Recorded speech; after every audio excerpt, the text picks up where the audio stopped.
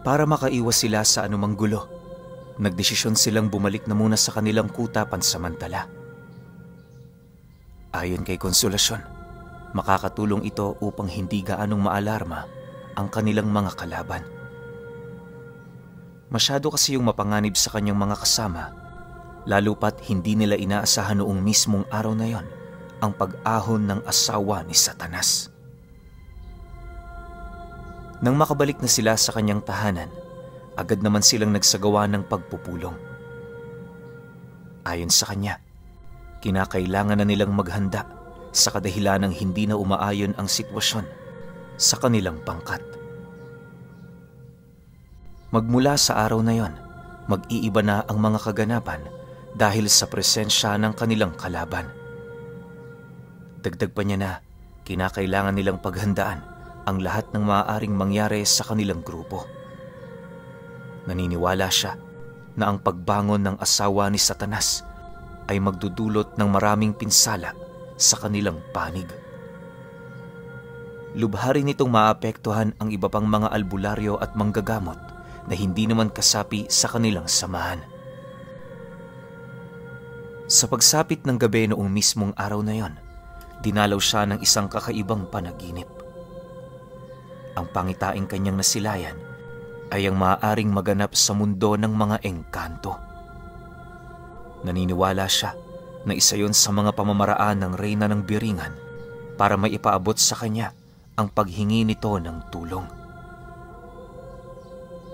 Dahil sa pangyayaring yon, nagdesisyon siyang tumawid na muna sa kanilang dimensyon.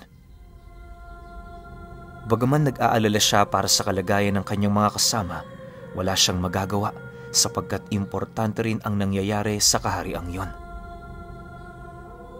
Sa oras kasi na mawala ang kapangyarihan ng Biringan, hindi na magiging balanse ang kapangyarihan ng kasamaan at kabutihan sa mundo.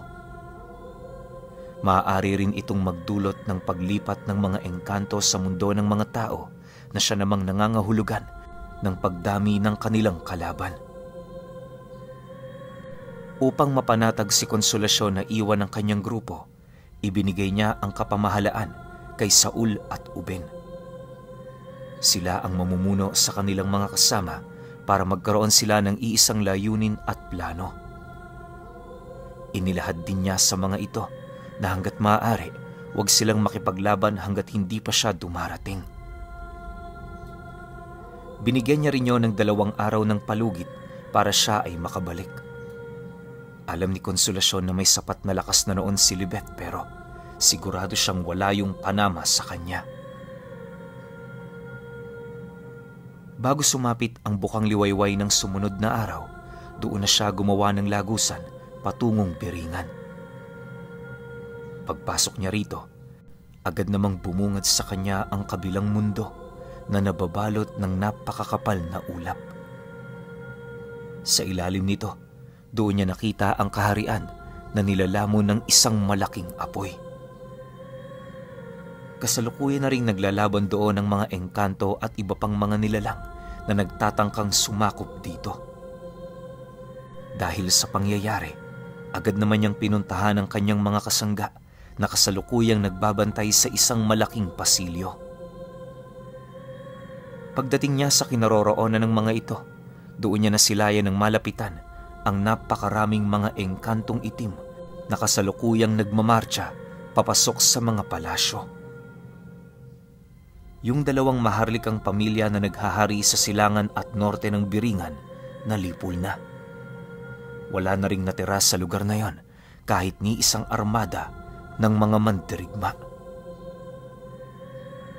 Sa pagpapatuloy ng kanyang pagmamasid, maraming dambuhalang estatwa ang dahan-dahan ng gumuguho.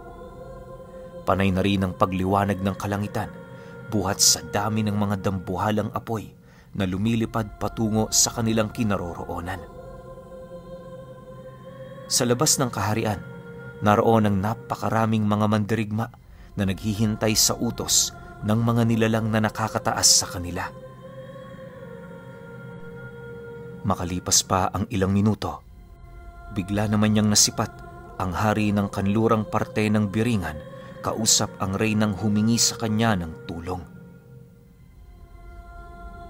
Paglapit niya sa mga ito, agad naman yung nagbigay galang sa kanya, pagpapakita ng kanilang respeto.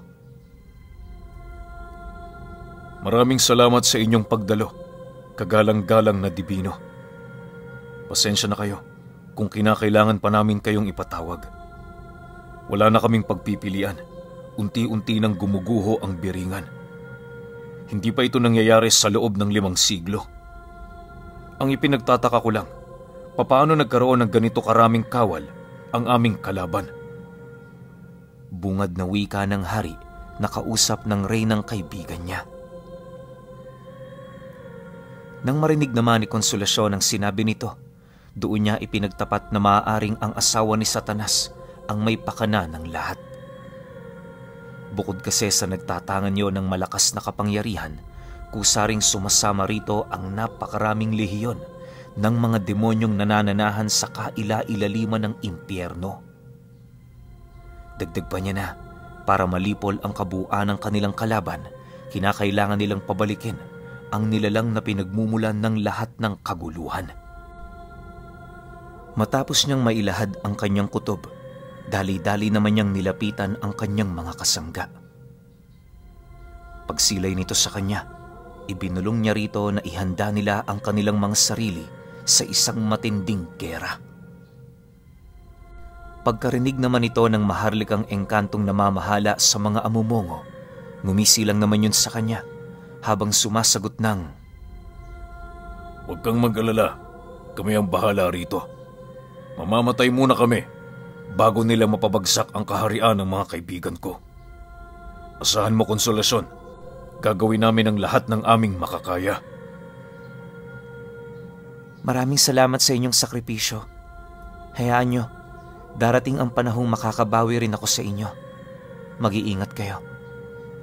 Sagot naman dito ni Konsolasyon.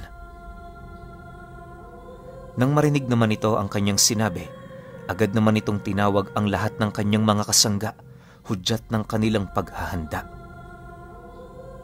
Makalipas pa ang ilang minuto, napilitan na ring sumugod ang mga ito matapos nilang masilayan ang pagguho ng isang napakataas na pader. Pagsilay nila sa mga nilalang, walang habas naman nila yung pinagpapapaslang gamit-gamit ang kanilang mga sandata. Sila Konsolasyon naman noon, tumulong na rin para naman kahit papaano mabawasan ang mga kalaban nila. Ayon sa kanya, na maging sa kalangitan noon, meron ding mga naglalabang mga nilalang. Bawat isa sa mga ito nakasakay sa mga dambuhalang ibon at ang nasa hanay naman ng kanilang mga kalaban ay nakasakay sa mga paniki at uwak. Meron din doong mga nilalang na nagbubuga ng apoy na sa sobrang laki nito, nakatago na ang kabuuan ng katawan nito sa makapal na itim na ulap. Matapos namang pagmasdan ni Konsolasyon ng buong paligid, agad naman siyang umatake kasama ang kanyang kanang kamay na engkanto. Paglundag ni Konsolasyon ng napakataas, agad naman siyang nadapo sa gitnang bahagi ng lehiyon ng kanilang mga kalaban kung saan doon na niya inumpisahan ng paglipol sa mga ito. Sa bawat pagbitaw niya ng kampilan, halos humigit sa 100 nilalang ang mabilis na namamatay. Ngunit sa kabila ng kanyang ginawa, pakiramdam niya, hindi pa rin nababawasan ang bilang ng mga ito. Maaaring yon ang dahilan ng mga mandirigma ng biringan kung bakit dahan-dahan ang nalilipol ang kanilang puwersa. Sa pagpapatuloy ng ganoong kaganapan, nagawa naman siyang mapuntahan ng kanyang mga kasangga. Mula sa lugar na yon, nagpumilit umusad ang kanilang grupo hanggang sa dumating ang puntong nalipol na nila ang kabuuang puwersa ng mga ito sa lugar na nasa ilalim ng kapangyarihan ng kanyang kaibigan. Lumipas ang araw na yon. Nagpatuloy pa rin ang digmaan kung saan kahit saang lugar man siya lumingon, wala siyang ibang nakikita kundi ang mga sandatang nakatarak sa lupa, kalakip ang mga bangkay na minsang nagmay-ari rito. Dahil sa mga pangyayaring yon, nagpumilit namang umusad ang kanilang grupo hanggang sa marating na nila ang hanay ng kanilang mga kalaban na nagpapakawala ng mga dambuhalang bolang apoy. Pagdating nila sa lugar na yon, paisa-isa naman nila yung winasak, kalakip ang mga engkantong nagmamanipula sa mga dambuhalang makinarya. Kinagabihan ng sumunod na araw, nanatili pa ring nakikipaglaban ang kanilang hanay ng walang pahinga. Mabuti na lang, may mga mandirigma ng Biringan ang nakikipagsalitan sa kanila. Sumama na rin noon ang anak ng reyna at iba pang kapamilya ng mga Maharlika. Dahil sa panibagong puwersa na kanilang nakuha, nagawa nilang maiusad ang hakbang na kailan may hindi nila inaasahang magagawa nila. Pagtungtong ng ikahuling araw ng pananatili ni Konsolasyon sa lugar, nagdesisyon na siyang iwan ng mga ito para makabalik na sa mundo ng mga tao. Bagaman ayaw niya pang iwan ang mga kaibigan niya sa lugar na yon, wala siyang magagawa sa kadahilan ng alam niya sa kanyang sarili, gagawa na ng hakbang ang pangkat ng mga albularyong kanyang iniwan. Nang akmang aalis na siya sa lugar, labis-labis naman ang pasasalamat sa kanya ng mga Maharlikang engkanto dahil sa kanyang ginawa. Ayon sa mga ito, na kung hindi siya dumating, paniguradong nasakop na ang malaking parte ng kaharian nila. Dagdag pa ng mga ito na, habang buhay nang mananatili sa kanilang mga puso, ang kabayanihang ginawa ng babaeng Dibino. Nang marinig naman ni Konsolasyon ang sinabi ng Maharlikang engkanto, inabisuhan naman niya yung huwag mamamatay, gawa ng marami pa silang bagay-bagay na kinakailangang pag-usapan. Inilahad niya rin sa mga ito na kapag napabalik na niya sa impyerno ang asawa ni Satanas, agad din naman siyang babalik sa lugar na yon para tingnan ang mga kalagayan ng mga kaibigan niyang nagawi sa digmaan. Ako na mismo nagsasabi sa inyo, hindi tayo matatalo sa digmaang ito. Magpakatatag kayo, sapagkat ginagawa namin ang lahat ng aming makakaya para matuldukan ang kaguluhang nangyayari sa ating mga mundo. Aalis na ako, at sa pagbalik ko, iulat ko sa inyo ang isang magandang balita. Wika ni Konsolasyon. Matapos niyang makapagsalita, agad naman siyang pumasok sa lagusan na ginawa ng isang Maharlikang engkanto na anak ng reynang kaibigan niya. Pagpasok niya sa loob nito, agad naman niyang nakita ang kanyang kubo. Sa pagbalik ng normal sa paligid, doon niya nasilayan ang dalawang albularyong naghihintay sa kanyang pagdating. Pagsilay naman ito sa kanya, dali-dali naman yung lumapit para ilahad ang kasalukuyang nangyayari sa kanilang lugar. Ginang Dibino, umusad na ho ang grupo nila sa Ulat Uben. Kakaalis lang nila at sa duda ko, pupunta yun sa nayon kung saan naninirahan ng babaeng bao. Sundan niyo ho sila bago pa mahuli ang lahat. Wika ng isang albularyo. Dahil sa sinabi nito, napamura lang naman si Konsolasyon, gawa ng hindi yun naaayon sa kanilang plano. Gayunpaman, wala naman siyang nararamdamang galit laban sa kanyang mga kaibigan dahil alam niyang ginawa lamang nila ang bagay na yon sa hangaring matuldukan na ang mga nangyayaring kaguluhan. Habang binabagtas niya ang daan, hindi niya maiwasang mag-alala para sa kaligtasan ng mga ito. Makalipas pa ang kalahating oras na paglalakad, doon na niya nasilayan ang nayon kung saan kasalukuyang nakikipaglaban ang mga albularyo. Bawat isa sa mga ito, hindi na mabuti ang lagay dahil kitang-kita niya kung papaano yun nagpupumilit na tumayo. Pagdating niya sa kinaroroonan nito, doon niya nasilayan ang babaeng bao kasama ang mga ordinaryong taong tulalang nakatingin sa kanila. Bawat isa sa mga ito, ramdam niyang wala ng kaluluwa sa kadahilan ng kahit anong gawin sa kanila ng babaeng bao, hindi sila nakakaramdam ng sakit o ano paman. Ang mas ikinabahala niya pa, lahat ng mga albularyong kasama niya parang pinanghihinaan na ng loob. Animoy, kahit wala naman yung kausap, Inilalahad ng mga ito ang kanilang mga kasalanang matagal na nilang kinalimutan. Pagsilay niya sa babaeng bao, ngumisi lang naman ito habang nagwiwika yon sa kanya gamit ang malalim na boses. Sa harap ko, walang tao ang hindi makakaalala ng kanilang mga kasalanan. Ikaw, Divino, maaalala mo ang mga kasalanan mo sa iyong nakaraan. Lumuhod ka sa harapan ko. Magmakaawa ka na hindi ko na to sa iyo ipaalala pa. Wika ng asawa ni Satanas sa kanya. Nang marinig naman ni Konsolasyon ang sinabi nito, mariin naman siyang sumagot doon ng, "Pasensya ka na. Matagal nang kinalugdan ng Ama ang mga pagkakasala ko." "Oo, tama ka. Mga mortal kami. Nagkakamali at nakakagawa ng kasalanan sa kapwa-tao. Pero sa kabila ng aming hindi pagiging perpekto, lahat ng yan napapatawad ng may likha. Kayong mga demonyo, kung umasta kayo sa harap namin, akala ninyo napaka-perpekto ninyo." Kasabay ng pagwika ni Konsolasyon ay ang pagsenyas naman niya sa mga kasama niya na umatras na muna pansamantala.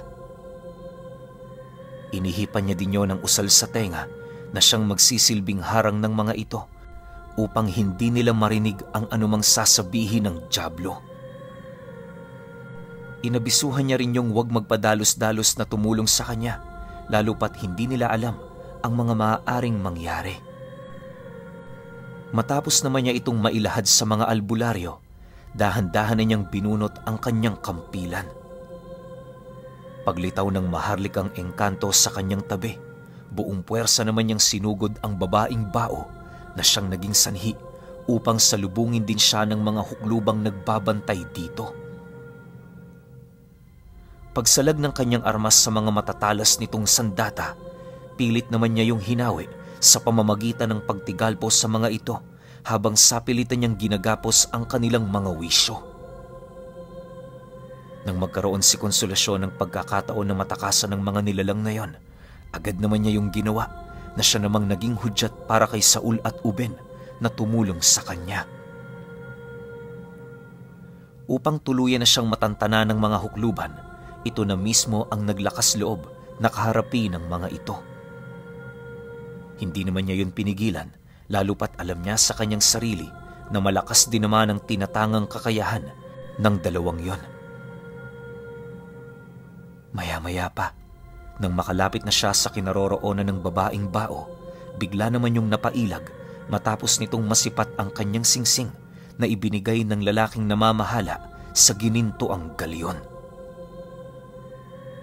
Nang magkaroon na yon ng sapat na layo mula sa kanyang kinaroroonan, ngumisi lang naman ito habang nagwiwika sa kanya ng, "Akala mo ba masiselyuhan mo ko gamit ang singsing na yan? Nagkakamali ka, Divino. Nagkakamali ka!" Nang marinig naman ni Konsolasyon ang sinabi nito, patuloy naman niya yung inatake hanggang sa narating na nila ang dulong parte ng nayon. Mula sa lugar na yon, kilo-kilometro na ang layo nila sa kanilang mga kasama, kung kaya't nasisiguro niya wala nang makakatulong pa sa kalaban niya. Dahil dito, doon na niya inihip ang kulungan na usal sa kampilan na siyang naging sanhi upang mailabas nito ang mapangwasak nitong kakayahan. Nang masipat naman yon ng demonyo, nagpakawala rin yon ng mga engkantasyon para makontra ang kanyang mga buhay na salita. Matapos itong gawin ng nilalang, nagpatuloy ang kanilang pagtutuos sa loob pa ng humigit sa 1 oras. Dahil sa tigas at matatalas nitong kuko, kung kaya't dahan-dahan niya noong napapansin ang pagkakaroon ng mga bitak ng kanyang armas. Yung mga kuko naman ng babaeng bao, halos mapudpud na rin. Masalag lamang ang talas ng kampilan. Dahil sa pangyayaring yon, nasisiguro ni Konsolasyon, pantay lang ang kanilang pisikal na lakas. Upang matuldukan na ang kanilang paglalaban, pinilit niyang isagawa ang naisip niyang plano. Subalit, sa kabila ng kanyang mga taktika para magawa ito, nanatili namang hindi nagpapahulog sa kanyang bitag ang dyablo. Sa oras na ikukulong niya na yon sa kanyang singsing, bigla na lamang yung umaatras at mabilis nitong itinatago ang kanyang wangis sa mga madidilim na bahagi ng kakahuyan. Ganon at ganon ang ginagawa nito hanggang sa dumating ang puntong nagawa na nitong mawasak ang singsing na tangan niya. Pagkahati rito ng dyablo, buong puwersa naman siya nitong inundayan ng saksak sa dibdib, sabay tadyak sa kanya papalayo. Pagsilay naman ng maharlikang engkanto sa nangyayari kay Konsolasyon, dali-dali naman niya yung nilapitan para ihipan ng mga katagang mabilis na magpapahilom sa mga sugat nito. Nang maisakatuparan na yon ng engkanto, agad naman siyang napatayo para ipagpatuloy ang kanilang naantalang duelo. Sa pagpapatuloy ng ganoong pangyayari, halos ramdam na ni Konsolasyon ang labis na panghihina ng kanyang katawan. Aminado rin siyang nagamit na niya ang karamihan sa kanyang usal, maliban sa mga usal na magdudulot ng panganib sa kanyang sarili. Iniwasan niya ring tawagin ang kanyang gabay dahil mapanganib na yon para sa nanghihinang tulad niya. Kalimitan niya lang yung tinatawag tuwing malakas pa ang kanyang pisikal na lakas at hindi pa gaanong nanghihina ang kanyang espiritual na estado. Makalipas pa ang ilang minutong paglalaban nilang dalawa, sa kauna-unahang pagkakataon, napaluhod si Konsolasyon sa harapan ng demonyo.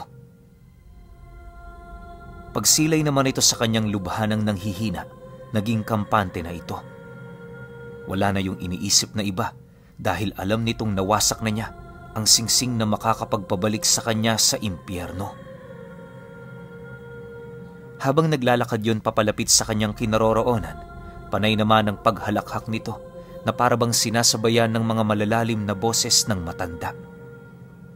Sa bawat lupa ring tinatapakan ng nilalang na yon, lumalabas ang mga kaluluwang itim na galing sa mga taong matagal nang pinarusahan ng Panginoon. Paglapit nito sa kanya, mahigpit naman itong hinawakan ng kwelyo ng damit niya, sabay lapit ng mukha nito sa pagmumukha niya. Habang nagtititigan silang dalawa, pilit namang hinihigop ng demonyo ang kanyang kaluluwa, ngunit mariin naman niya yung kinokontra sa pamamagitan ng pagsalag dito gamit ang kanyang natitirang baluti sa katawan. Wala ka ng pag-asang manalo. Huwag ka nang magmatigas. Hayaan mong magsilbi kang sustansya ng katawan kong ito. Magiging isa ka sa mga saksi kung paano ko gugunawin ang mundo ng mga tao. Wika ng demonyo sa katawan ni Lilibeth. Pagkarinig naman ni Konsolasyon sa sinabi nito, napahagik-gik lang naman siya habang sumasagot dito ng, "Bakit? Sa tingin mo ba tapos na ang lahat? Masyado ka namang nagpapadala sa pansamantala mong tagumpay. Hindi mo ba napapansin? Parte ito ng aking plano. Tingnan mo, tumingin ka sa mga kamay ko." Matapos naman yung marinig ng nilalang, dahan-dahan naman yung napayuko kung saan bumungad sa kanyang mga mata ang hawak-hawak na singsing ni Konsolasyon. Nang akmang aatras pa siya, bigla naman siya nitong binato ng isang mataas na uri ng tigalpo na siyang naging sanhi upang tumigil sa paggalaw ang kabuuan ng kanyang katawan. Habang nag-aangil ang nilalang na yon, pilit naman itong tinawag ang mga hukluban pero hindi na ito hinayaan pa ni Konsolasyon na makalapit.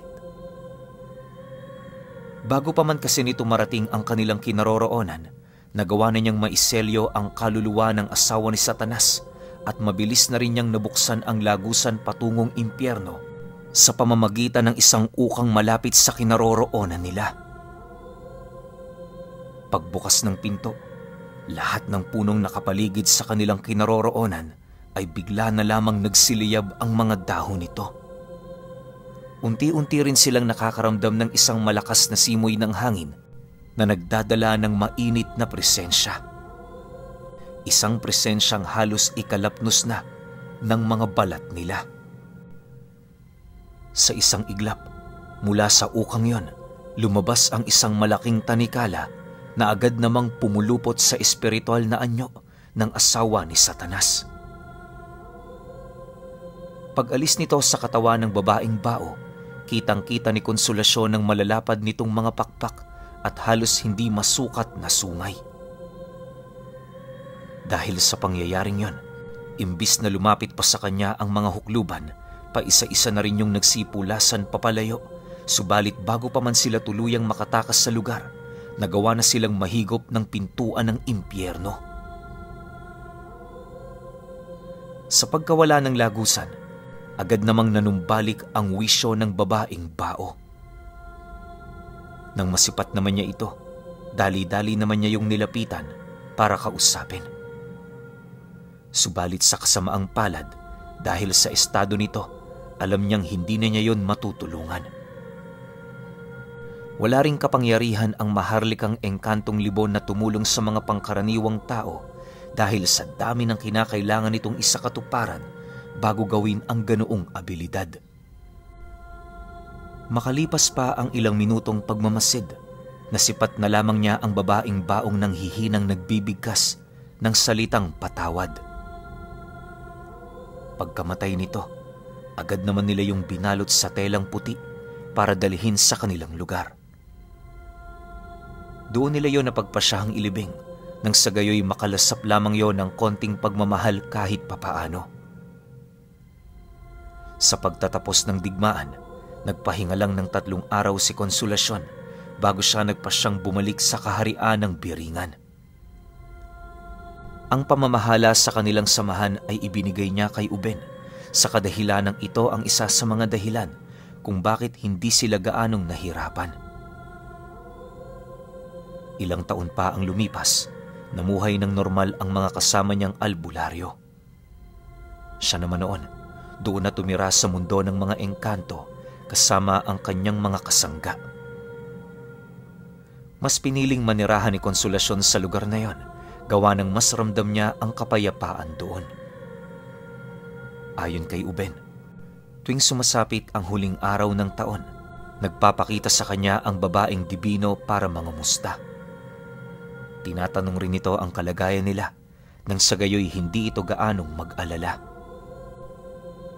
Marami man ang hindi naniniwala sa kwentong ito ni Uben. Para sa kanya, masaya siya lalo pat na ibahagi niya ang istorya ng babaeng tiningala niya ng husto. Maging sa kamatayan man, hindi niya tatalikuran ang kwento ng dibino, lalong-lalo na ang karanasan nito noong pinabalik niya ng impyerno ang asawa ni Satanas.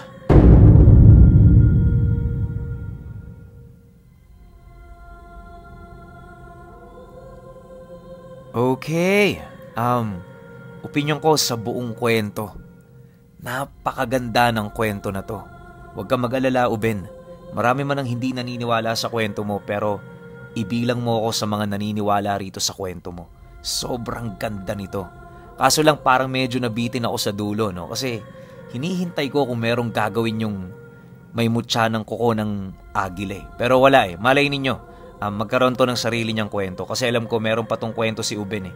Nga pala Ben, yung pinadala mo kulang-kulang yun eh. Yung susunod sana nating kwento eh medyo mahaba-haba tsaka mas maganda, no? Yung kwento naman ng naging partner mo. Kung mapagbibigyan mo lang naman. Pero kung hindi, ayos lang din.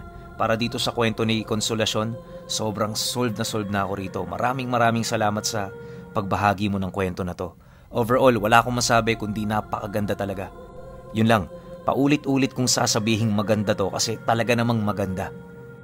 Pero, nasa mga nakikinig pa rin yan. Kung may opinyon kayo sa kwentong ito, i-comment nyo lang sa baba. Yun lang. Hanggang sa susunod na kwento. Salamat.